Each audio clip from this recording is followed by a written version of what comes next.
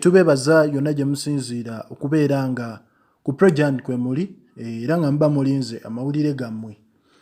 Abantu baffe abali e Saudi Arabia, abali e Qatar, n'abantu abali e Dubai, yes, abantu abali mu nsi ez'enjawulo, tubebaza okuba nti mwewaayo okubeera ku project era tubebaza naddala bannayuganda nti mwewaddeyo okuba nga tugezaako okugoberera ebiragiro bye baatuwa okuba nga tusigala mu nju era nga tetutambula nnyo.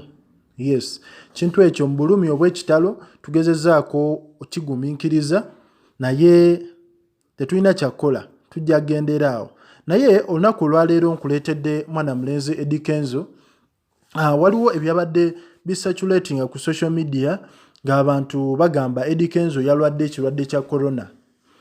Ebintu bino ebitabadde bituufu era Eddy Kenzo agamba bw'ati mu posti ye. Nayogeddeko ne Kato oba muyite Ashbag Kato olunaku olw'eggulo era yabadde ne idea ey'okuyamba abantu n'akasente akatono okuyita ku mobile money osegeera era ne mugamba nti eyo idea nnungi naye nganze Kenzo saasobodde kwogera naye olw'ensonga nti saasobodde kwogera naye ebbanga limala olw'ensonga nti ndi mu ddwaliro osegeera era ne musindika n'ekifaananyi aleme kulowooza nti mukola ki timulimba era ne mugamba ndi mulwadde naye saagala kanga ki bantu osegeera kubanga abantu balina ebizibu ebikola ki ebimala.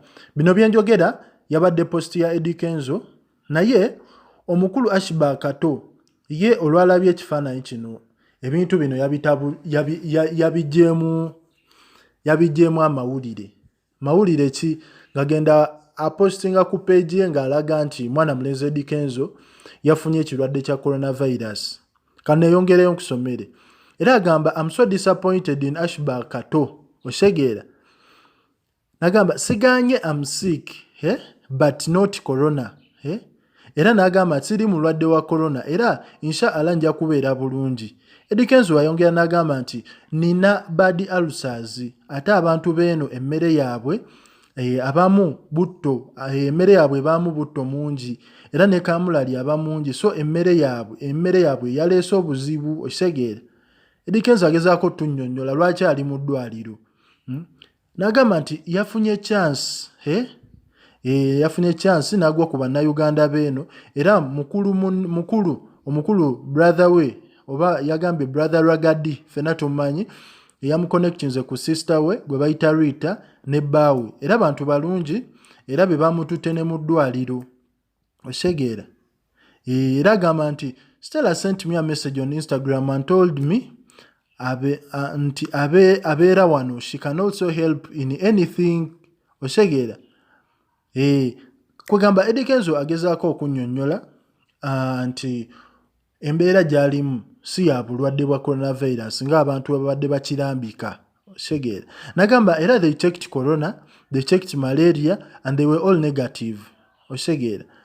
Naye abantu bagenze ne bakuba story ku mwana mulenzi Eddy Kenzo ne bamwogerako nga we yalwadde coronavirus ebintu bye Asambazze.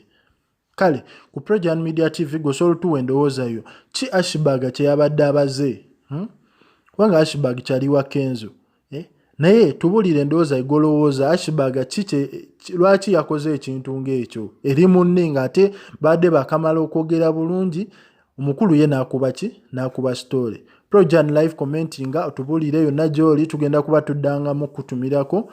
Mwebale nnyo mwebayire ddala.